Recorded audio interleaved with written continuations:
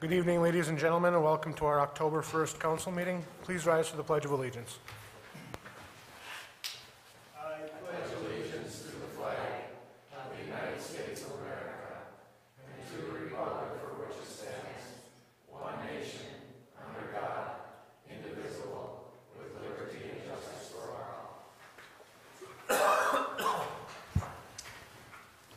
Roll call.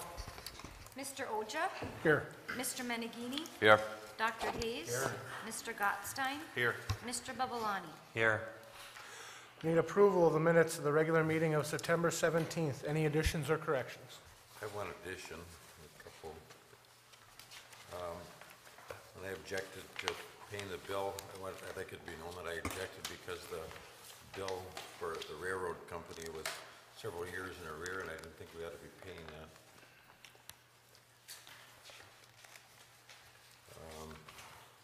Under council comments, I didn't question the location of the warning siren. I just questioned whether the warning siren ought to be put in. Was that ever evaluated?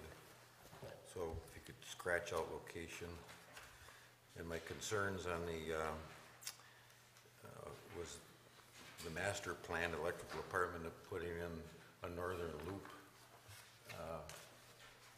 on that, which is not in the current master plan, and I think that makes sense, and so that was my concern, amending the master plan. Did you get that, Tricia? Yep, yes. But now on the manifest, do you want me to know why you voted no? Yes, I'd like to put on there, I voted no because the railroad bill was a number of years in arrears, and I didn't think we had to be paying a bill that was several years old.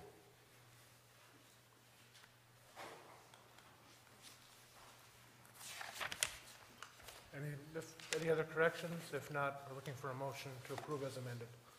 I make a motion we approve September 17th, 2012 regular meeting notes with docs corrections. Second. Motion made by Mark, supported by Chris. Roll call. Mr. Menegini? Yes. Dr. Hayes? Yes. Mr. Gottstein? Yes. Mr. Babalani? Yes. Mr. Oja? Yes. Approval manifest 2012-19 in the amount of $148,151.27. Dr. Hayes, any questions? No questions. Lee? One, page 3, under electrical, almost second from the bottom, KR West, unit number 4. Is that the one you discussed last time, Joe? When I talked about unit number 4 last time, I don't remember if I was telling you about whether the gates were going to fall open or not. I may have, but what this is a piece of equipment needed to be adjusted, and it was an on-site adjustment from the company that installed it a couple of years ago, and it's a $1,200 charge to come and adjust the gates. They weren't going to 100% open. It was a computer. It just caught my eye, there was KR West versus Kaiser Johnson. Yes. That's all I have. Mark? I got one on page 5, down on the bottom, under the water department, professional services. Is that, it doesn't say any, it's $1,000. Is that meet and hunt, or what is that? On the very bottom. This is the safety. This is the safety OSHA. They should be on all of them, right, Mary? Everybody should have some. Throughout all the departments? We split it up. Oh, that's that safety guy? Yeah, the safety guy, yeah. Okay, that's all I got. Chris? I had the same question as Lee, so good. And I have no questions. We need a motion to approve. I'll make a motion to approve manifest 2012-19 in the amount of $148,151.27. Support. Motion made by Chris, supported by Mark. Roll call. Dr. Hayes? Yes. Mr. Gottstein? Yes. Mr. Babalani? Yes. Mr. Oja? Yes. Mr. Menegini? Yes. Okay, this evening, before we get into the communications of the regular meeting, we'll be having 2 public hearings about 2 ordinances we did committee meeting of the whole readings on last meeting. The first is ordinance 402. It would be an ordinance to regulate, it's basically the complete streets ordinance. And the other one would be the urban forestry ordinance. We need a motion to go into public hearing. Make a motion to go into public hearing. Support. Motion made by Dr. Hayes, supported by Lee. Roll call. Mr. Gottstein? Yes. Mr. Babalani? Yes. Mr. Oja? Yes. Mr. Menegini? Yes. Dr. Hayes? Yes. Okay, Mr. Anderson. Thank you, Mr. Mayor. As you remember from the last meeting, we decided to move forward with public hearing on ordinance number 402 and ordinance number 403. 402 is, as the mayor mentioned, is our complete streets ordinance. It's an ordinance to provide for and regulate a design principle to promote a safe network of access for pedestrians, bicyclists, and motorists within the city of Norway. There were no comments following the last, from the first reading or the committee meeting of the whole. I don't know if after further review, if you have any additional comments, but it's basically written, as written from the last meeting. So, again, entertain comments at this time. One thing I have after looking it over and thinking some more about it is I have some issue with the fact that we're passing this without the guidelines. They're going to be in the master plan, but they're not in the master plan now, so we don't really know what we're passing. There's no, the basis for this is going to be whatever we put in to the master plan for the accommodations for accessibility, sidewalks, ramps, curbs, cuts, trails, pathways, etc. But it's not there now, so we're kind of passing this on blind faith that we'll accept what's going to be in the master plan. Wouldn't we have to approve that master plan once it comes up? Yes, but there are things that I know in that are being discussed as going to be part of that I know I disagree with right now.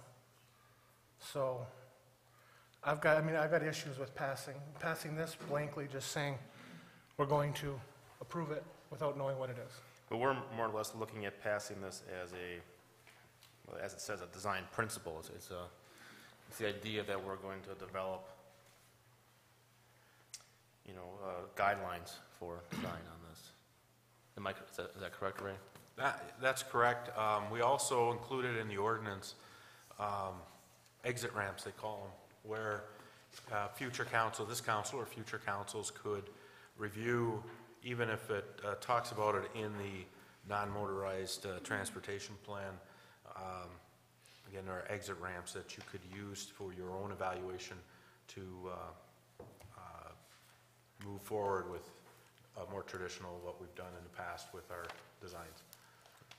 I mean, I agree with you, Jeremy, that, we don't want to pass something that, you don't agree to, once you get down to the point of actually coming up with the guidelines. I think the ordinance is more or less for improving the principle that we're going to use these guidelines in the future, once they're developed. Well, yes, but it also, like I'm saying, it references it in here that is going to be what we're going to do, and we don't know what we're going to do. That's where my issue is with it. Anybody? Well, I think it makes sense that we pass it myself, that it puts us on record as saying that we're, want to have complete streets, and hopefully it'll help us obtain some funding in the future. Certainly got to guide our principles as far as management. It doesn't lock us into any particular plan. I have to agree with, We still have to pass any master plan or the future councils, so. I have to agree with Doc on that. Is there some certain type of wording that you would like it to change, Jeremy, that would make you feel more comfortable with it? Well, it's not even necessarily the wording, it's that we're passing it Lack of based on. words. Yeah. We don't know what we're passing right now. We're saying it's going to be in the master plan. Well, what is it? Well, the master plan is going to have to be passed anyway, so if the master plan doesn't pass, well then, I said that's my concerns with it.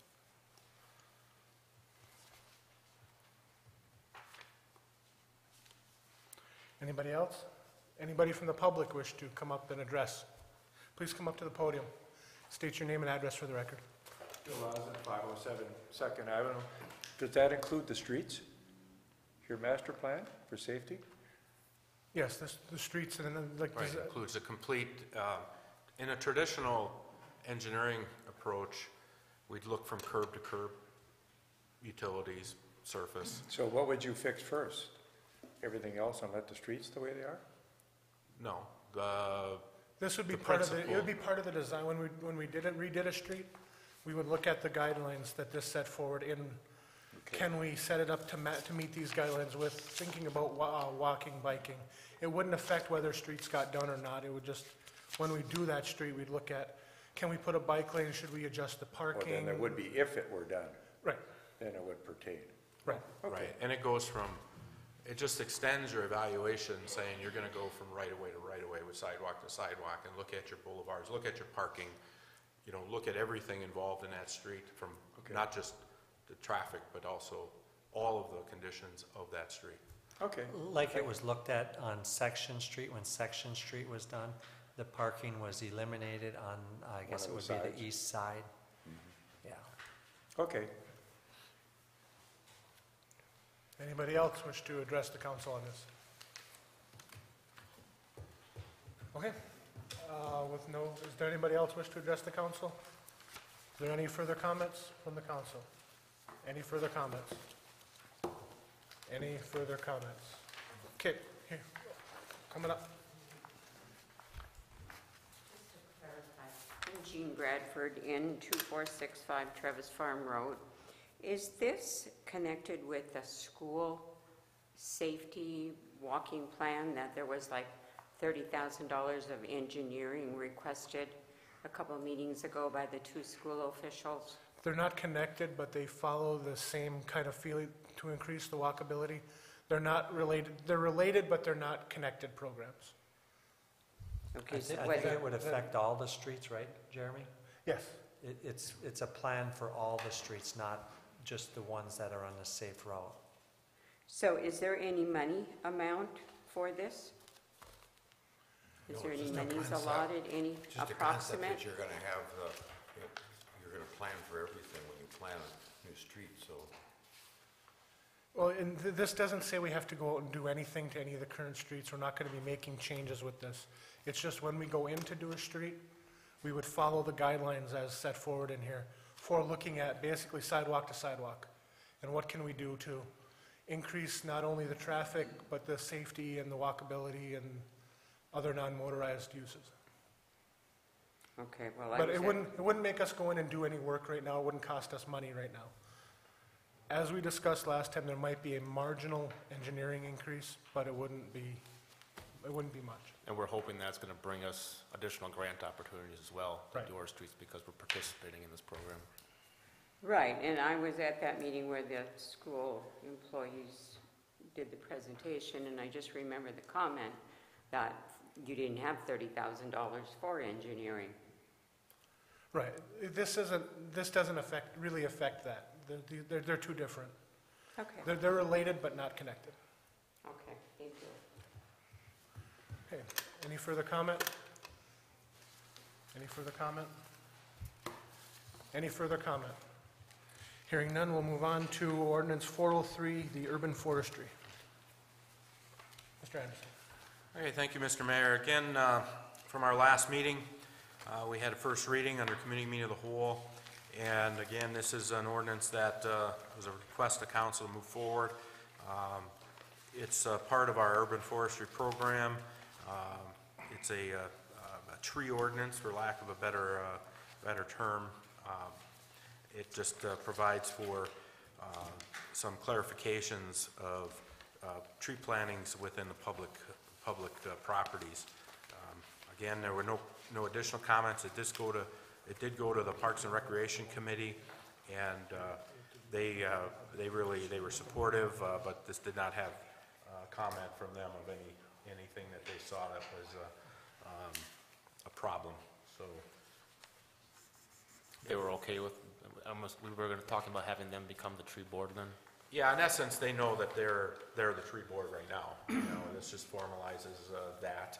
And they've been very responsive and proactive, you know, with that program. So it's something that on a monthly basis, we do discuss and part of our program, overall program, so.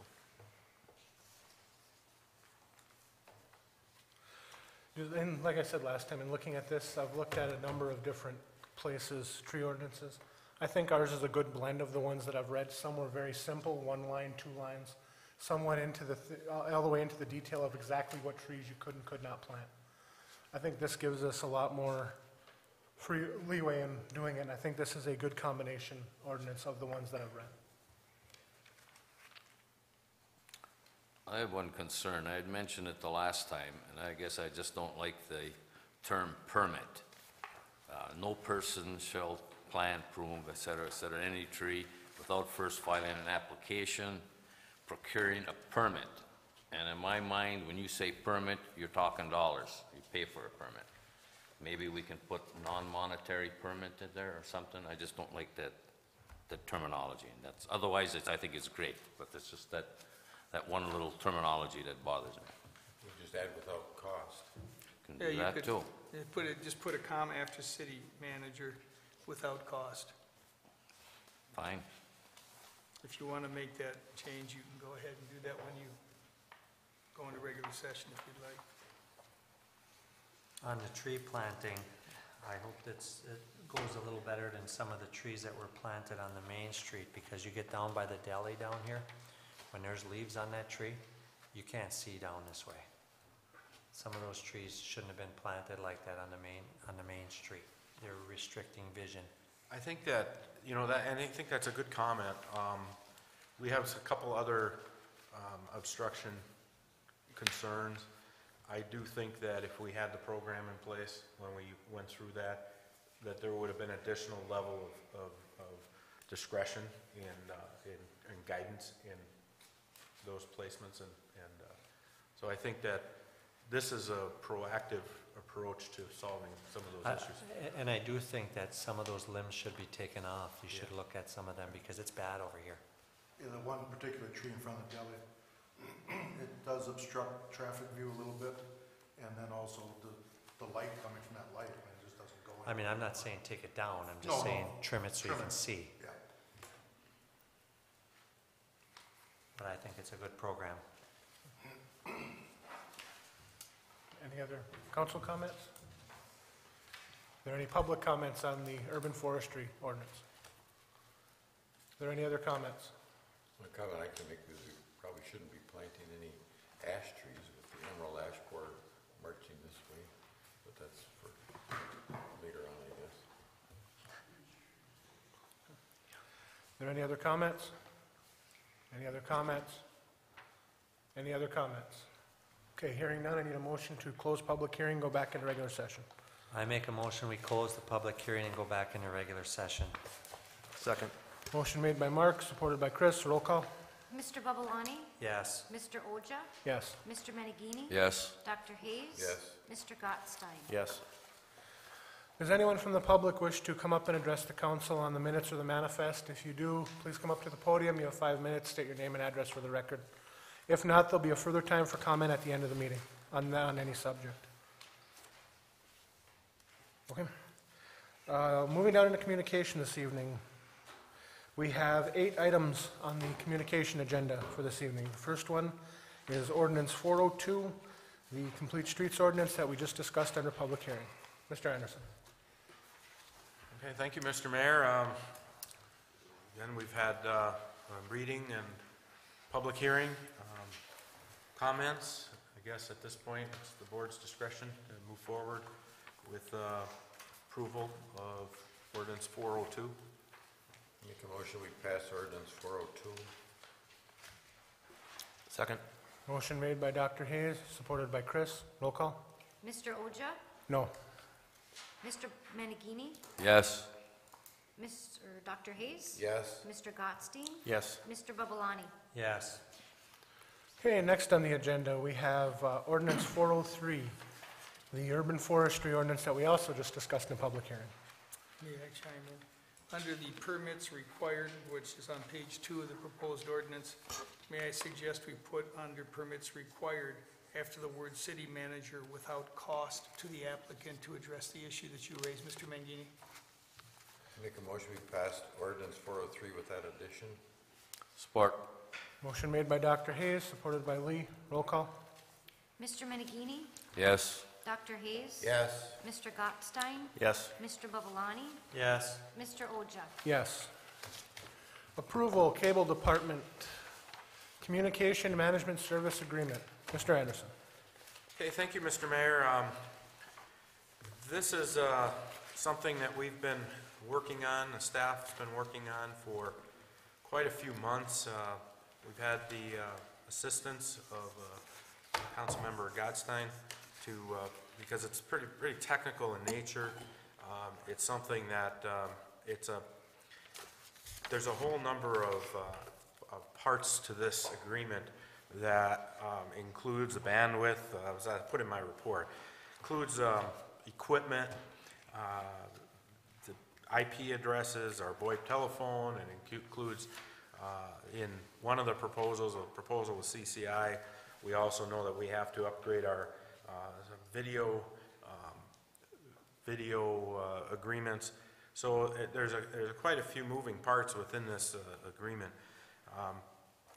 We've put together, and Joe and Lisa put together, Lisa Carson put together a really nice spreadsheet, which try to get this thing to apples and apples. We were prepared to come to you tonight. In fact, this is something that we do need to finalize here shortly, because we have to have all this in place by the end of the year. But one thing that did come up is that I guess there was some additional information that we need to review. So at this time, I guess we're asking council if we'd be willing to table this for another 2 weeks, because we want to make sure that we're all on the same page in order to do that. Does this cost reflect the switching of the antennas per se that we talked about 2 weeks ago? With Packerland, we were negotiating a price drop that we were going to be paying less for that system. Is that incorporated into here? I think, Mark, you're referring to the off-air stations, the new antennas Yes. we just put up.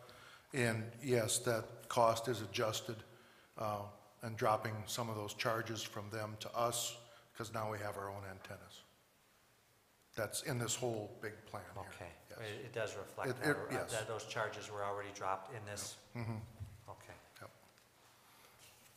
And you look for other companies for agreements as well? Because some talk about maybe getting it for our services for less elsewhere. Right, and that was part of this whole process, is that this is very specialized, as our committee has recognized, in that we've contacted the companies that are able to. Not everybody's able to service, our area based on restrictions, limitations, the infrastructure. So we had to go to who was able to actually offer the service. With the new Merit pipeline coming through, that does offer some additional opportunities, which is reflected within the companies that we were able to talk to. But like I said, at this point, we had some additional information come in today. In fact, I was notified. So we would like to take another 2 weeks to review that additional information in order to solidify our recommendation. Is everybody okay with that? Is this, these prices here reflect, I see it's a 4-year term. I don't see where it says here, unless I'm missing it, is there an increase per year that's built into the system? Or is it a straight run per year? If we're just talking about the bandwidth, the amount of capacity that we purchase on the fiber line, that doesn't have an incremental increase every year. It's a flat rate for the term of the 4 years on all of the ones that are shown here. Okay. Yes. But more than likely, we'll be acquiring more bandwidth every year, so that cost will go up. Yeah, it's on a per unit basis, so as we go, that's one of the things that we wanted to really look at is the flexibility, because as our system grows and we need more bandwidth, we have to have the ability to increase. But we don't want to overbuy as well. You know, we don't want to, well, there's a certain amount above that we need to carry, but you don't want to carry too much, because then you're paying for capacity you're not using. Right, that was my one question was, right now it says we're peaking at 120, and we were looking at buying 150. Well, how fast are we gonna outrun that? Well, it's kind of hard to say. I can't give you an answer on how fast. I can tell you historically, I haven't upgraded the bandwidth now for about 5 or 6 months, but before that, it was every month. I was increasing it 10 megs every month. So we're not adding a lot of customer base, more added new customers. It appears like our customers are using more and more capacity in that pipe. The different things that people are doing on the internet and stuff. Well, yeah, even so- your gaming consoles and your TVs. Yeah, I mean, people are just using more. We're not increasing our bandwidth because we're getting more customers. So I think at some point, you're going to get to a saturation point. You can only use so much unless technology changes and new gadgets come out, which they always do. But what that point is, I mean, nobody can really, we can all speculate, but I can't really give you a definitive answer on what I think that's going to be. I would think 4 years from now, you know, we're at 121 right now. We could easily be looking at 200, maybe 230, somewhere in there. I mean, it's kind of hard to say. All of these have flexibility that as your needs grow, you can increase it. And the cost per meg of bandwidth remains the same throughout the term, even if you increase it. In fact, in the one that Packerland provided, it starts out with $30 a meg for the up to 250, and then or anything over 250 goes down to 28. There's actually reduction as you get more and more. And typically that's everybody, the more you buy, the lesser the cost per meg gets on the stuff. So. There's nothing, I know it's highly unlikely that we would reduce the band that we need. Right. I know it's highly unlikely, but I don't see anything in here that says if we did for some crazy reason. There's nothing to show that it would be reduced You don't go in back. here. Yeah, and I'd have to go through the contracts. There is some language in there that has some minimums, that this is the price, but you So have this to is take the this minimum. much. Yeah, Okay, that's right. okay. Is everybody else okay with tabling this till next meeting? Sure. Okay, then we will do that. Do we need a motion on it? I'll make a motion, we table it for a couple weeks. Support. Motion made by Mark, supported by Lee. Roll call. Dr. Hayes? Yes. Mr. Gottstein? Yes. Mr. Babalani? Yes. Mr. Oja? Yes. Mr. Menninger? Yes. Okay, next is approval of the Sturgeon Falls Hydro License Compliance Support. Mr. Anderson. Thank you, Mr. Mayor. This item is a budgeted item.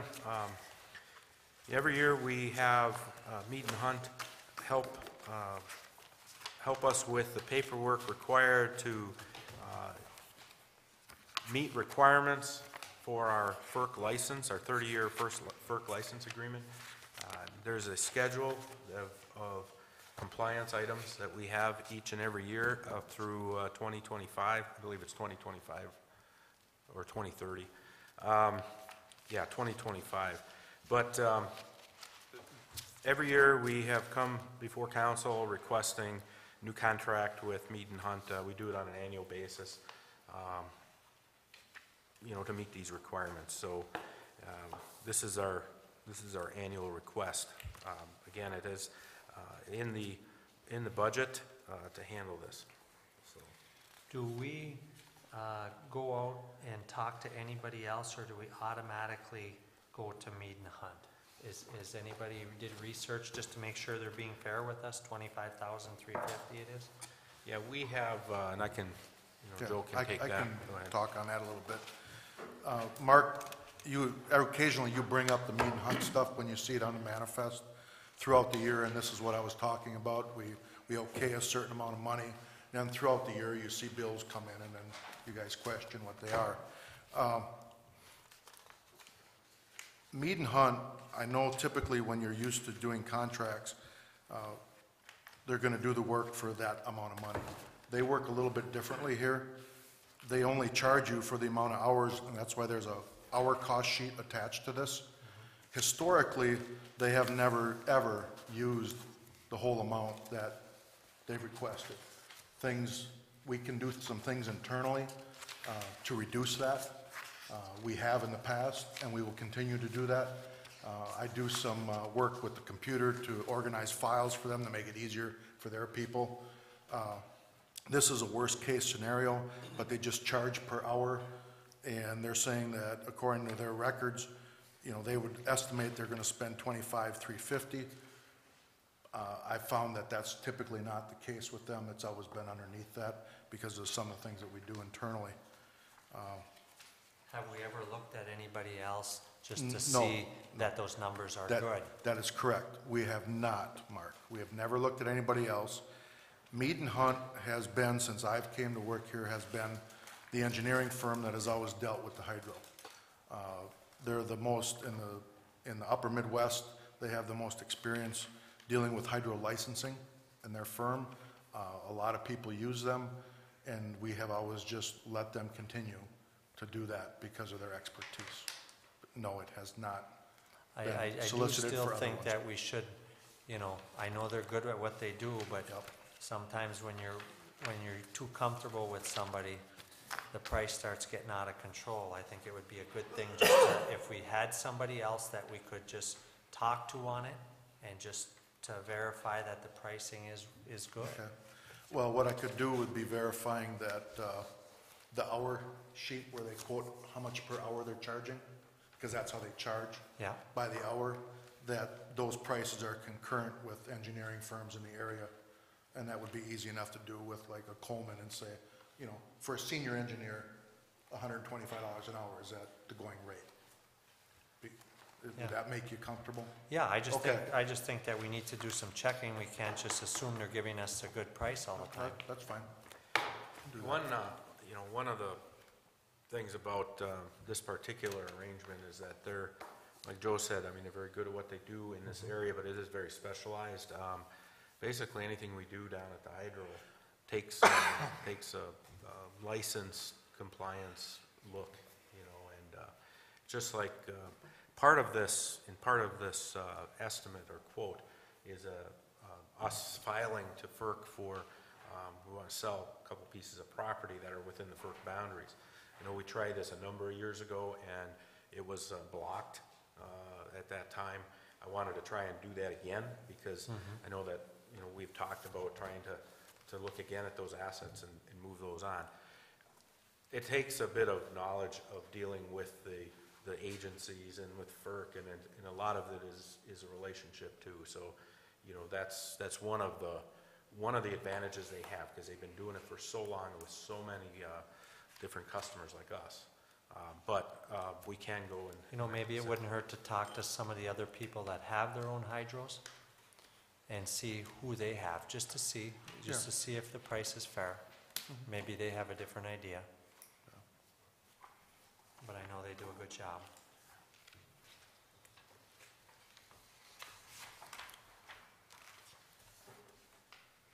Okay, is there any other comments?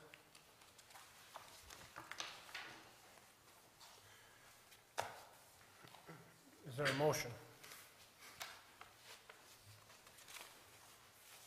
Well, I make a motion that we recommend that Mead and Hunt be approved to provide technical assistance to submit license compliance documents to FERC for a price not to exceed $25,350. Support. Motion made by Lee, supported by Dr. Hayes. Roll call. Mr. Gottstein? I have a question. Are we waiting to get those numbers, or are we just? There was a motion and support to approve it. No. Mr. Babalani? No. Mr. Oja? Yeah, yes. Mr. Menegini? Yes. Dr. Hayes? Yes. Just for you guys, we will continue that effort, though. We Yeah, will I'll go get and it- check I'll get those it for you, sheets, even you though it know, passed. and do that exploratory effort that you wanted, Okay, so. thank you. Okay, next, approval, water department equipment purchase, portable shoring. Mr. Anderson. Okay, again, thank you, Mr. Mayor. This item from the water department is for some portable shoring for a trench. It's a portable trench box, actually. We get into situations where we need to, especially around hydrants, where we have limited space in order to dig the hole and provide safety for our safe work environment for employees. The Water Department has put together a request for council to consider for this portable trenching for a price not to exceed $5,945. The backup information is in the packet in the report for your review and approval. Is this something that we were required to have but we didn't have, or? Yes, that is correct. Just to give you a little bit of background why it's coming through right now. We've never had a piece of equipment like this. Several years ago, we did purchase one for doing manhole work in the streets. It's very large. We had a leak detection test done several weeks ago, identified 31 different areas in between the sidewalk and the curb that need to be dug up and checked for leaks and repaired. So it was recommended by Mr. Oxney, our OSHA guy, that we needed one of these. It was not safe. We can't slope back far enough in this area without removing sidewalks and stuff. So I requested that we purchase one of these. We did know in the beginning of the year it was a budgeted item, that we put money in the budget for it. When Dave looked up the ones that he wanted, he thought was best to use, he didn't get enough hydraulic spreaders. He only saw a price, $95 for hydraulic spreaders. It's $95 a piece. So it's a little bit more than what was budgeted. It was $4,410 budgeted. With the proper amount of spreaders to keep the aluminum shielding apart, it came to $5,945. So it is a little bit over what we had budgeted, but the water department has plenty of area that we can transfer from to make that up. It's not an issue in the water department to do that. So I got a couple questions on this. Sure. What was the reasoning for not going with the low bid? It was the hydraulic portion of the adjusters. They're actually adjustable. They're not, the low bid was a stationary one, and if you had to make the trench a little bit bigger or smaller, you couldn't adjust the spreaders to hold the aluminum shields apart. And aluminum versus steel? Aluminum Just is for weight? proven, it's a weight, just easier to put in the trenches. It does a fine job, and I didn't actually see any that were made of steel, Chris, That were adjustable? that were adjustable, yeah. We have an older steel one that we use for manholes, but we don't have anything small like this for these little leaks that we typically have. Is there anything available on the used market for this type of equipment? Not that I'm aware of. I wouldn't even know where to go to, I mean, eBay maybe or something like, but no, I didn't check into that. That new sidewalk machine, we can't use that for something down there? No attachments? This is something the guys they'll be encouraged to use and they'll be Oh, able yeah, to use? they'll be using it, yes. Okay, good. They won't be can't- allowed to go in the hole. They can't they're not allowed to go in the trench over 3 feet deep without it. Okay. Any other questions? If not, I'm looking for a motion. I make a motion, we approve the shoring, adjustable shoring from Midwest Equipment not to exceed $5,945. Midway. Or, excuse me, Midway, yeah, Midway Equipment. Second. Motion made by Mark, supported by Chris. Roll call. Mr. Babalani? Yes. Mr. Oja? Yes. Mr. Menegini? Yes. Dr. Hayes? Yes. Mr. Gottstein? Yes. Okay, next on the agenda is the wastewater department roof replacement, lift stations 3 and 4. Mr. Anderson. Okay, thank you, Mr. Mayor. Remember last year, we moved forward with replacing roof on lift station number 2. We had in the budget, or have in the budget, additional roof replacements, lift stations 3 and 4. You see a report that's been provided within the packet. Superintendent on the wastewater plant went out for bids, and we have the low responsive bidder from Lake State Roofing at $3,300. Was this in the budget? Yes. Yes, this is a budgeted item. Did it met the budget, or is it? It's below budget. Is there a time limit on this, Joe, as to when it's supposed to be done? Because if I remember right, when they did 1 and 2 there, took a long time before they actually got the job done.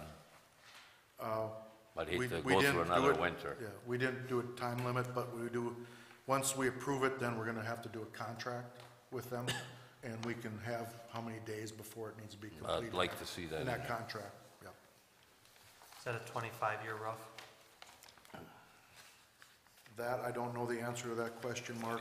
Doesn't say. It's a 30-year, it's a 30-year. 30-year Okay. roof. 30-year. 30-year Yep. roof, okay.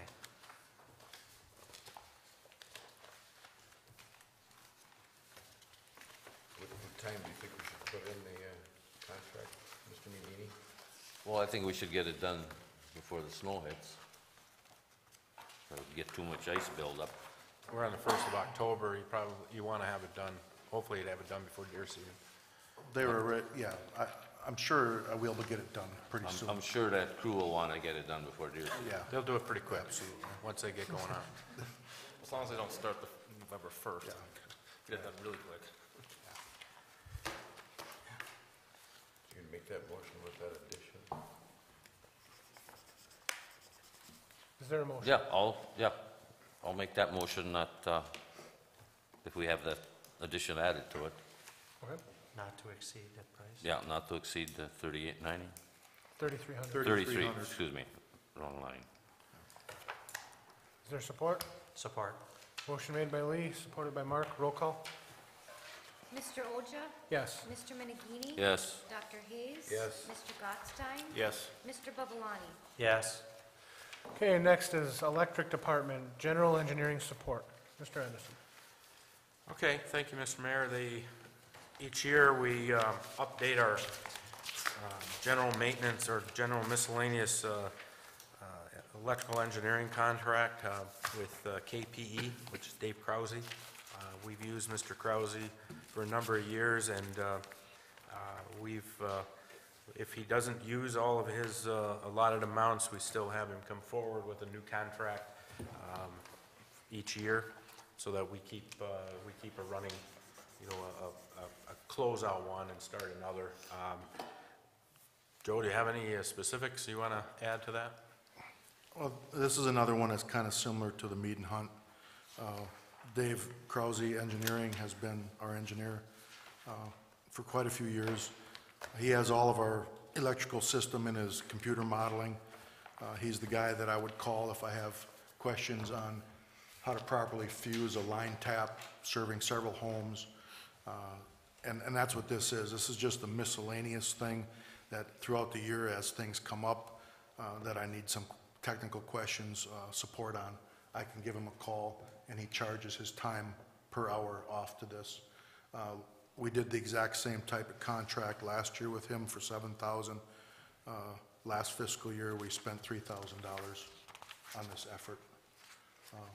We didn't hit the 7, so this one will come up periodically throughout the year that you see it come up on bills. Just to see it, Joe, whether, if we approve this tonight or that, Yeah. even if we do, it's based on the terms of the miscellaneous service contract approved March 5th, 2007. That was before my time on council. Could I- That's a typo, Mark, or Jeremy. That's a typo. So, but I'd like to just We see a we copy can of that bring out contract. I'll find it Yeah. and get the terms of it, the completed terms. Did we get a lower price per hour by doing a contract with them versus just doing miscellaneous work without the contract? No, I don't believe so. Because we're not paying 7,000 upfront. for No, this. you're not. No, no. It's, again, it's just cost per hour, you know, $125 an hour for his time, and if he answers the question over the phone and he spends an hour on his computer, we get a bill for $125. So basically, we're locking in the 125 per hour. Yeah, we're locking in his rate sheet. I don't have the rate sheet here, but I can get that also. In the 7,000, I mean, if we At- went over 7,000, I mean, I We, guess we're it just, wouldn't go over 7,000 because you're only approving 7,000. I would have to come back to you and ask for I an got you. amendment if it went over. okay. It's tracked, so.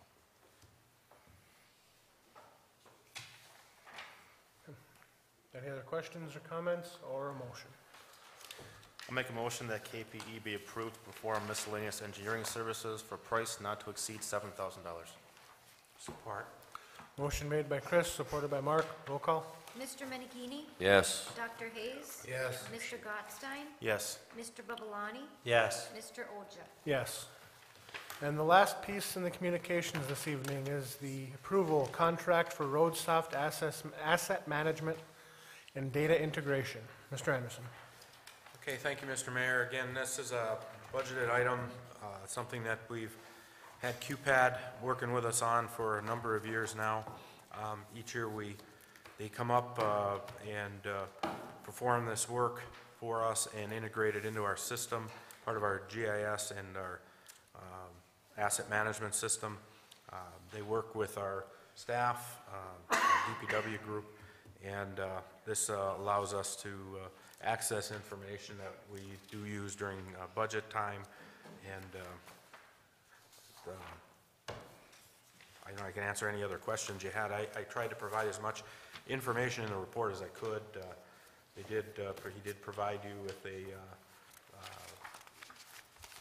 report from this last year, so I don't know if you have any questions. I know when John Zanone was here, he rode with them. Do we still have somebody who rides with them when they come up for this? Dave Ball rides with them.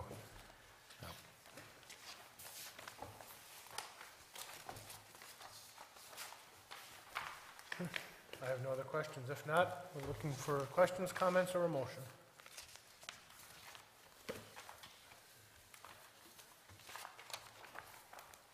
I'll make a motion, we approve the contract for RoadSoft asset management data integration Second. for a cost not to exceed $23,8014. Sorry. Motion made by Lee, supported by Chris. Roll call. Dr. Hayes? Yes. Mr. Gottstein? Yes. Mr. Babalani? Yes. Mr. Oja? Yes. Mr. Menachini? Yes. And that's our business for this evening. Would anyone from the audience wish to come up and address the council on any topic? If you do, please come up to the podium, state your name and address for the record. It's me again, Joe Aslan, 507 Second Avenue.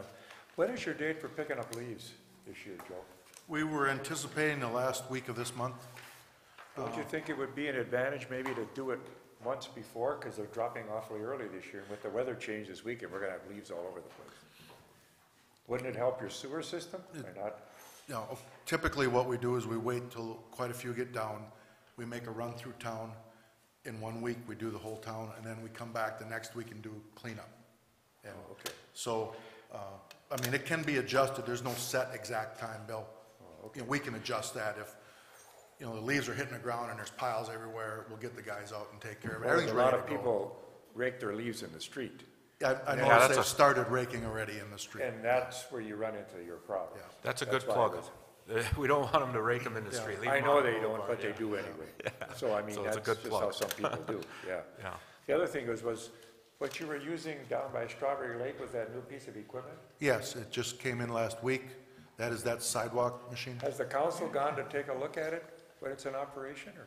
I have not, Oh, it would be interesting for you people to go and see. I thought it would be bigger than that, but, you know, No, it's, for that kind of money, I thought it would be bigger, but maybe that's all has a it great is. big motor. Steering wheel's Oh, old. hopefully. Now, is there a warranty for that? Oh, yeah, there's a warranty. About, what, 5 years? I think it's a 3, bumper to okay. bumper, 3-year Okay. warranty on it. That's all I have, thank you. thank you. Anybody else wish to come up and address the council? Okay. Then we will move on to Chris. Just a couple items. I think we've talked about this before, but the power going down to the water pump for the golf course, we pay We Energies for that service. Yes. There's no way that we can get our own line down there. I requested that information approximately 6 years ago to We Energies, asking them to give that up so we could serve it and build a line down there. They denied my request. They told me, and the exact quote was, "We're not in the business of giving up customers." I thought people could select their own carrier, though. Not without a territorial dispute. We could serve it, but then we'd have to pay a tariff to use the We Energies power lines to get to it. What if we build our own It's just, power lines? it's a paper, Wouldn't matter. it doesn't matter. It's just a paper shuffle is all it is. And How then can they're you do gonna, that with natural gas then? Because you can pick your server for natural gas. yeah, and people pay surcharges on the pipelines, and that has not came to the level of the electric utility business yet. It might be there someday, but it's not there yet. There's some movement down in Lansing to relook at specifically Public Act 295, but 141 might also be put in play, which are the electric public acts, or that deal with the electric regulation or deregulation. I think that, like I said, I think that there's going to be some movement in that area. It's something that I've been now starting to watch, got on the radar screen, so.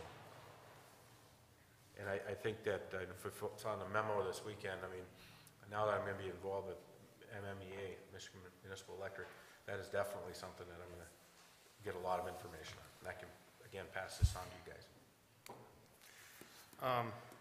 We talked about the safe routes to school and the raised sidewalk issue that there was some concern about. I was actually in Arizona this past week, and they have several of those things all over the place. They're actually not bad to drive over, so I don't think the suspension issue is going to be there, but plowing, I can't imagine how that's going to hold up for a couple winters.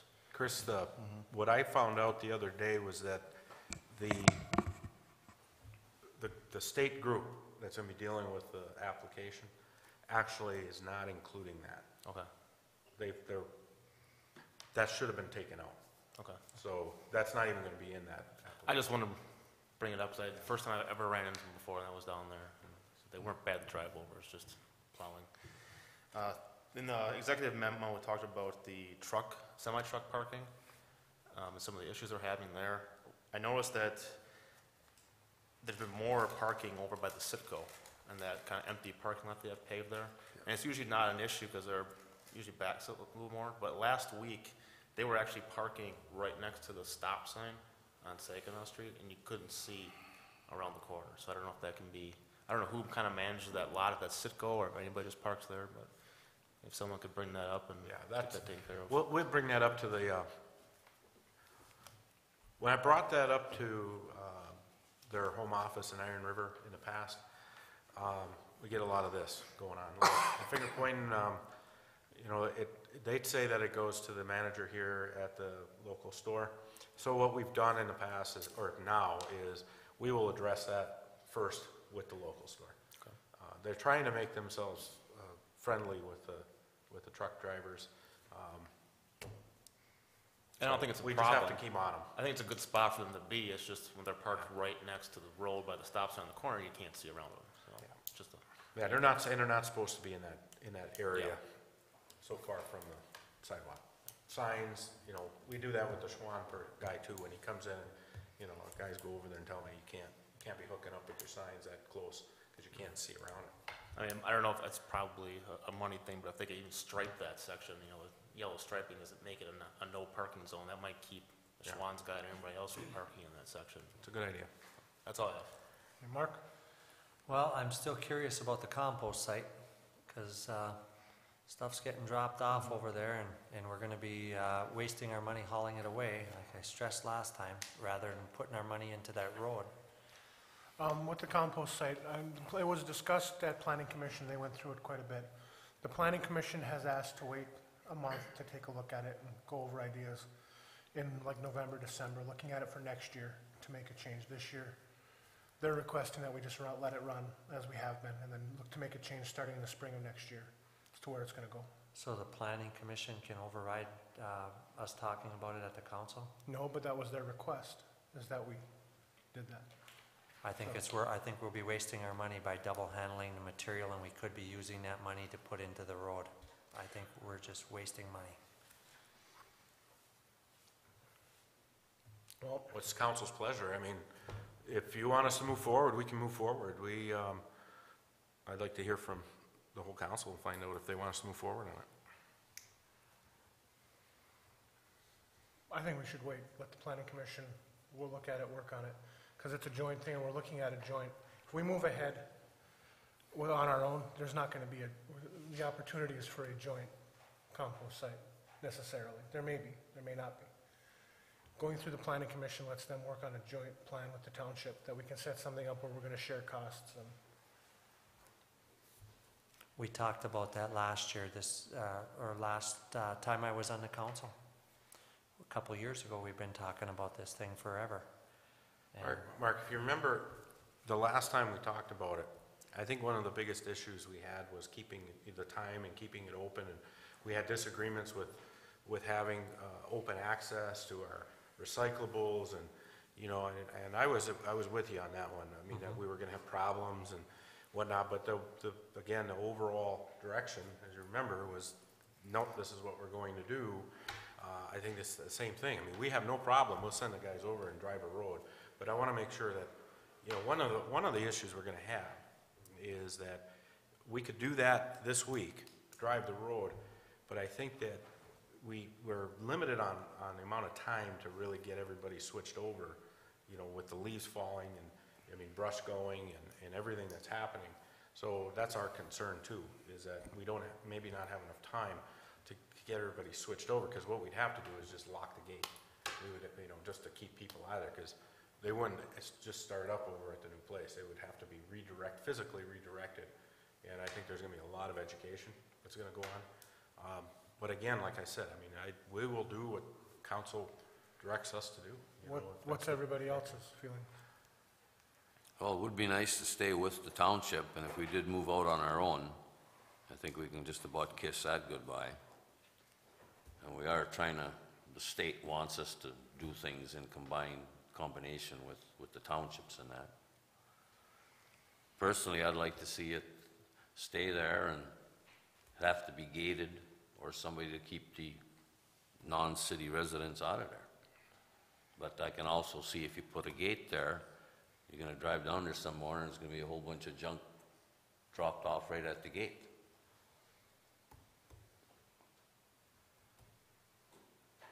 I'm just trying to get away from Pros and wasting cons to money and everything. double handling. I agree with you, Mark, we should get this done, but it's not just one little simple thing, I guess.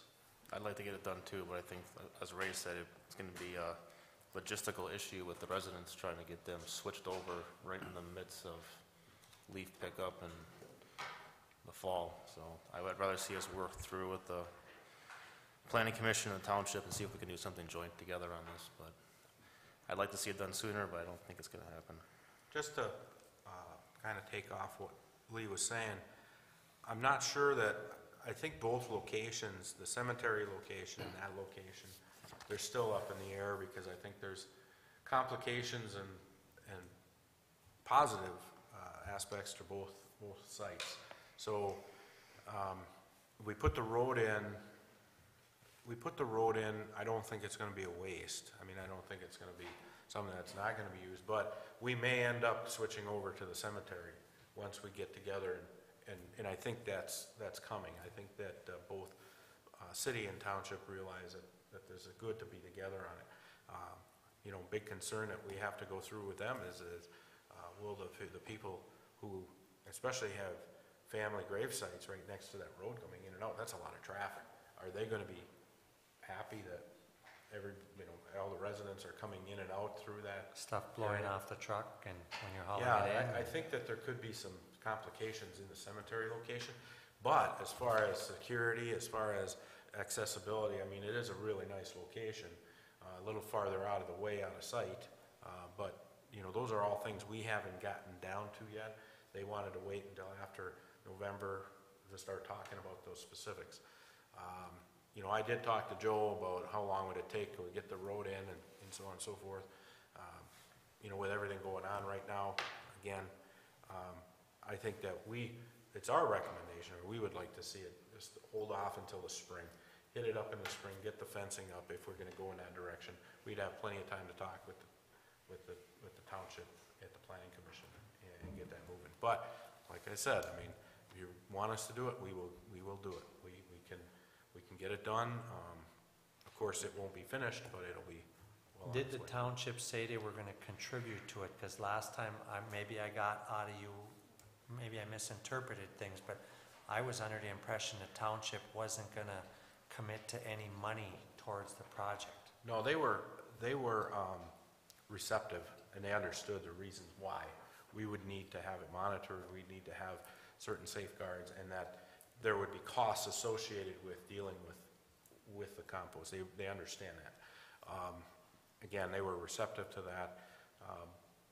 I think my comment was that if they're not receptive to it, then we need to move on and not go jointly, because we can't afford to subsidize, the whole county on our program. And, I mean, those are the same comments we had, remember, a few years ago in the recycling. I mean, we can't afford to take on everybody's recycling. It's just not possible. So, I think we're on the same page with that. It's just, I think they're prepared to definitely participate. Because typically I watch that compost site quite a bit, and I seem to think that the majority of it is in the fall, a little bit in the spring. So a lot of the people, I mean, waiting till the spring and changing it around, they're gonna get out there in the fall because they don't go there all summer, and they're gonna be in the same boat they are now if we change sites. But we have the chance to advertise, we have a chance to get it out there and get people educated as to where it is. Dr. Hayes, anything, comments? Well, we used to have a site up on the hill, and it's more centrally located, but that's probably not for a discussion here. Well, we can't operate it the same way that we did in the past. The DEQ was not allow us to put compostable material, organic material in that pit. So that was the reason we had to make the switch. I The mean, that was liability up there, I would think, would be crazy. The What's that? liability, I think, would be crazy. liability. You couldn't burn the brush in that No, I location. mean, for backing up to the mine pit. Yeah. Well, there's more sites than that, but there's other sites that are more centrally located as well. But again, that's probably up to the committee. Anything else? I got a couple things. I mean, so we're gonna hold off on that? Is that That's what the I'm- plan is, or what's the deal? That's what I'm hearing. Am I not hearing correctly? I thought that was a general consensus, we're gonna hold off on it. The only other thing that I have is the fairgrounds. I hate to beat a dead horse, but was three-phase power put in out at the fairgrounds? Yes, They requested three-phase? yes, That was on the original plan? yes. Because I was told that they didn't request three-phase, and it was put in at a later date, so it wasn't on the quote. No, that's not correct. Right from the very beginning, the first time I met with the Fair Board, they wanted the three-phase power line buried out of the way of the carnival rides. End of story, Mark. That's what they wanted, and that's what we did. Okay. Then the other thing is I had the opportunity to go down by the waste plant and check out the trail that Grant was talking about last week, and I wish we could have did something different there per se of what it looks like it's deadheading. I don't know if there was a plan to go up the hill or whatever, but I can see exactly what Grant was talking about. And I wish we would have did a little more homework if that's the end of the trail right there. I know it didn't cost the city, I don't know if it cost the city any money versus what the health department or whoever kicked in, but I think we could have utilized the money a little bit different. Because now, I don't know if we're gonna maintain that trail through the winter, but it deadheads down there. There was no plans to maintain it. Okay. I think we should know about that stuff a little sooner before it takes place, but that's the end of the story. That's all I got. Dr. Hayes?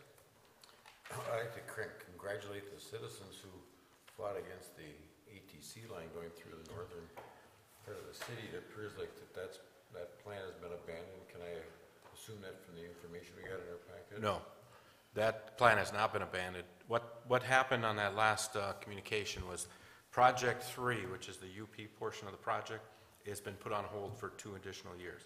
Yeah, but So, they said they abandoned some of the routes. And- Yeah, and they didn't- That route wasn't done that last map that we got. I asked that specific question to them, and they said, no, that is not true.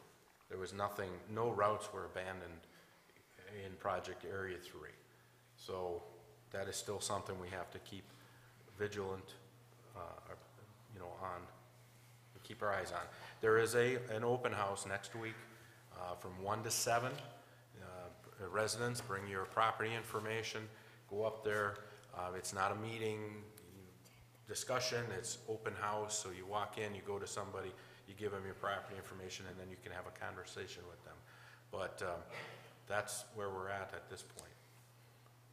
Are they gonna notify people that may be impacted, or is it just, if you got a letter before, you should go into this one as well?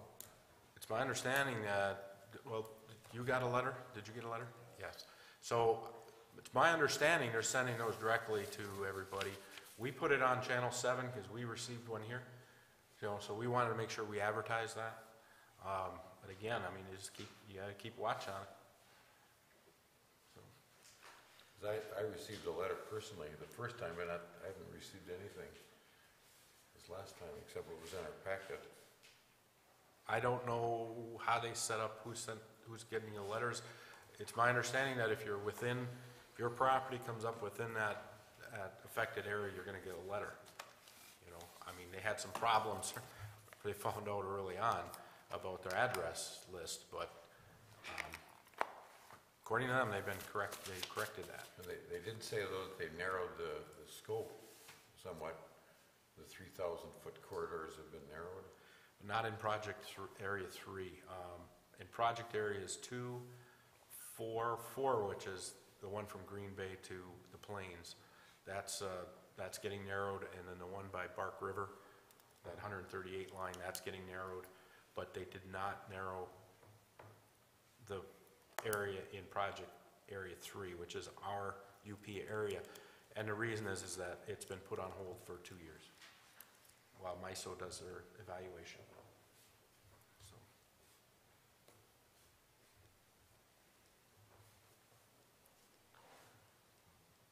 And where is this meeting, up at Pine Mountain? Pine Mountain. Yep, from 1 to 7 on October 10th.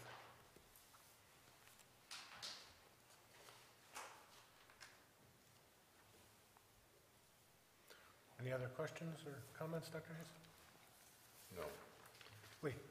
Just hate to beat a dead horse, but the beautiful white path to nowhere down there by the effluent plant, I mean, it's there, there's nothing we can do about it now, but I think it's creating a problem because if you're walking the path out to Marion Park, you're gonna see this nice little gravel area to cross the highway. So at minimum, maybe we can get a hold of the state and they can put some crosswalks there, if nothing else, warning sign, something. Put a dead end sign right there? Well, we can put the dead end sign there too, but traffic goes still fast there. I know it's a 25 zone, but somebody's walking up along that trail, the right trail, and they decide to go left because they see that nice, beautiful path there. It could be a problem.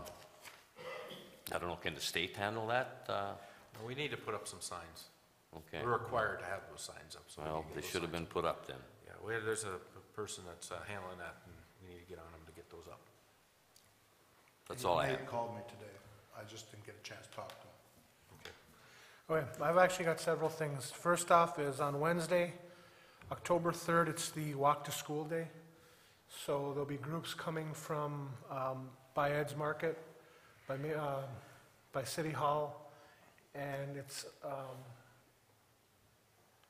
over on the other side, no, Pine and, Pine and Forest Drive, I Pine think and it is, Forest, and then yes, Walnut Street someplace Lynn. in City Halls. just so for people to watch in the morning to be careful, because there'll be more kids out on the road. City Hall office here will be closed on October 5th, on Friday, October 5th, for the day for an in-service day. So the other departments will be open and operating, but the City Hall itself will be closed. We have our fall rubbish cleanup. This year is October 13th to the 20th. It's going to be run like it was last time. There'll be a dumpster down at the DPW building. We're asking that you bring your grass clippings, branches, all that back to the compost site as you did before. Same rules apply that we've had before for it, for what you can and can't drop off. And if you need assistance, to drop off, call City Hall and we can try to set something up. That worked well last year, didn't it, Joe? Yes, Did. nobody complained to me about anything. I thought it went off real well. On the Saturday for that, Joe, are we going to have the same 8 a.m. to 2 hours on the Saturdays? Yes, yes, the same exact hours. We already covered the ATC meeting. The other one I had was Leif Erikson is October 12th through the 14th. There's things going on. There's the Viking dinner on the Friday night. There's a lot of stuff going on Main Street on Saturday. If you check the city's website, it kind of gives you a list of what's going on when, plus there's other places where I've seen it up around town. So I hope everybody can get out and enjoy themselves, and hopefully we have nice weather for it on Saturday. That's all I have. Joe, anything to add? No, I have no further comments. How's the hydro running? We enjoyed a little bit of extra flow from that 1.5 inch or so rain that we received. That's now gone. We have Unit 4 running all by itself again. We're making 1 megawatt of power. We're running about 500 cubic feet a second through the hydro. So doing what we can with the water we have.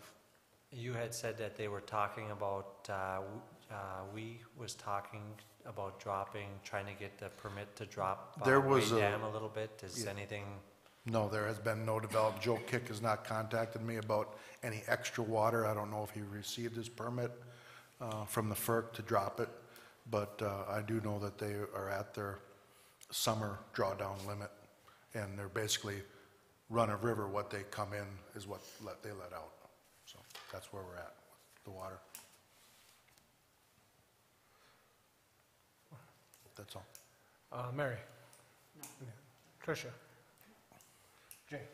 No, nothing to add. One thing I just realized I forgot on mine was the DNR we had a meeting with the DNR here, not meeting, they had a presentation last week for the work they're going to be doing with the park out at Pierce Gorge and other on Menominee River.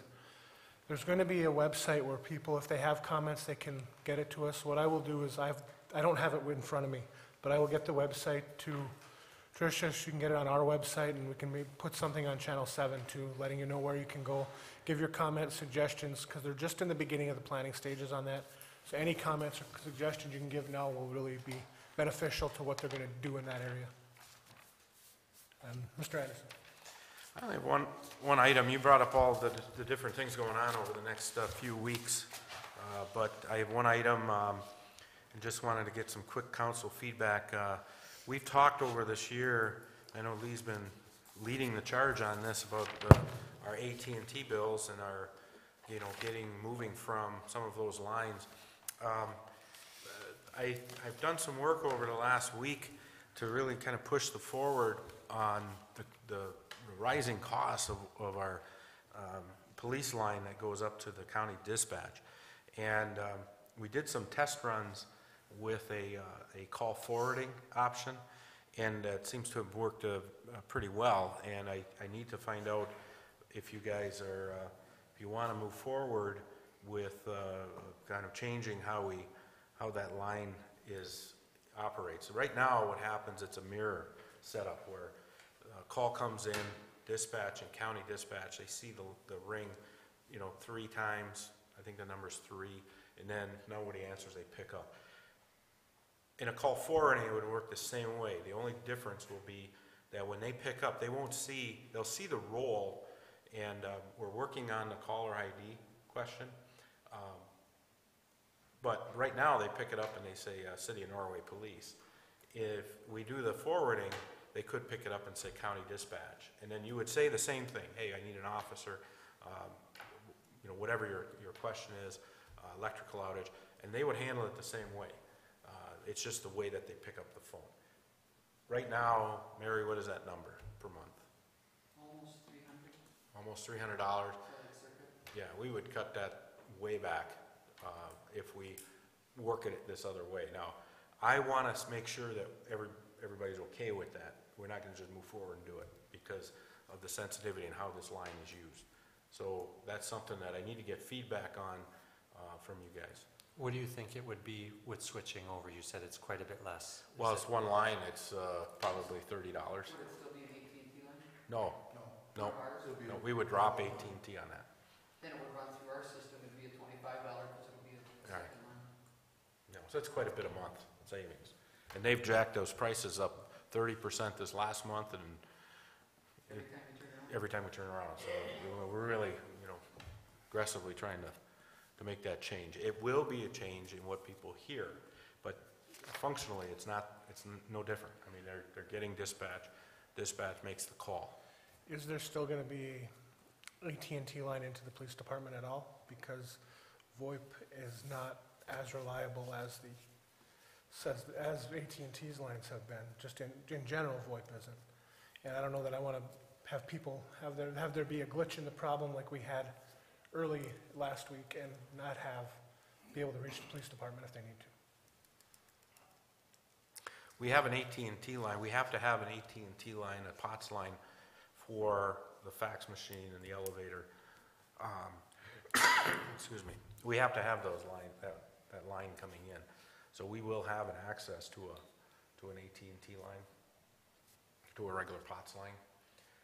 Those numbers aren't published. Well, the fax line's published, but we'd have to look at what that, you know, how that would look as if you needed a call out.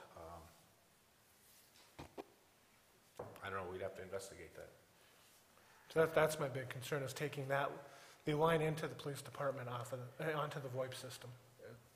I've got concerns with that, just from a reliability point of view. Do you get a lot of calls through the police department number, or they basically use the 911 system? We get a lot of calls that are not 911 related. I mean, if they have a true emergency for the ambulance or, you know, something, a fire, they need to use 911. I mean, do not call the city. Yeah. Well, we get quite a bit, you know, someone's looking for a police officer, you know, they're standing outside and after hours and they, you know, pick up the phone, you know, they're standing there, they need to get somebody.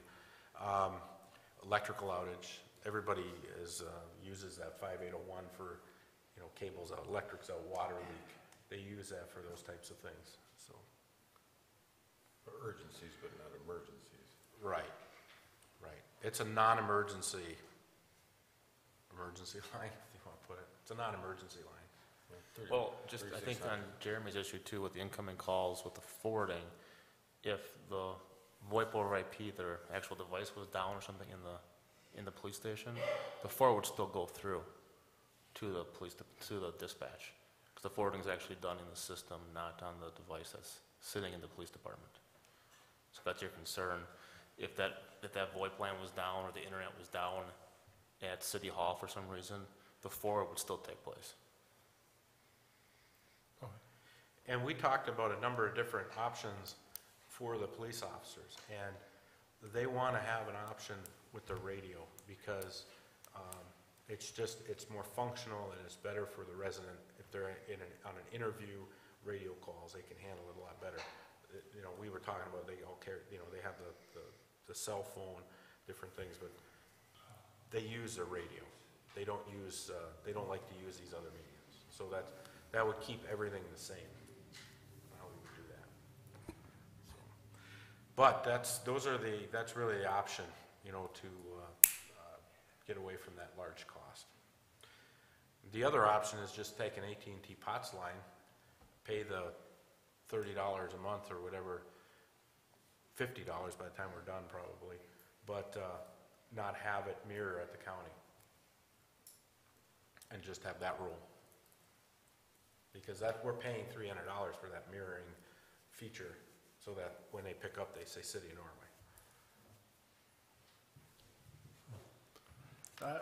That I don't think is that important. I think saying county dispatches, it's acceptable.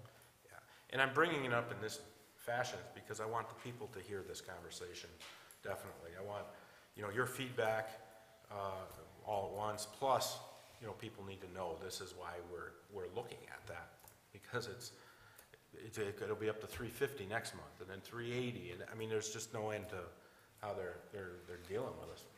You know, and if the majority of the calls, like you said, are not actual emergency calls, life or death situation, if it's just, you know, a power outage or something like that, I can't foresee where that would be a problem. Now, they're not, you need to call 911 if it's an absolute I agree. emergency, yeah. I think we should keep stepping forward with it if there's no, you know, no residents' resistance. Well, I mean, you know, wait, get this out, get the conversation going. Maybe you guys will hear it on the street. You know, we could get something, you know, have the office, they could let Lisa know and she can kind of keep tabs. You know, if there's questions on that. We don't want to just do this in a vacuum, because it is such a personal call. It's a personal line. You know, people are so used to using it that, you know, we don't want to upset that. For that price, I think we ought to proceed with haste myself. That's all I have. We will be going into closed session this evening to discuss real estate, property litigation, and contract negotiation. With that, I need a motion to, And there'll be no business. so I don't know that there will be or not. There may be business after. I make a motion, we adjourn and go into closed session. Second. Motion made by Mark, supported by Chris. Roll call. Mr. Oja? Yes. Mr. Menegini? Yes. Dr. Hayes? Yes. Mr. Gottstein? Yes. Mr. Babalani? Yes.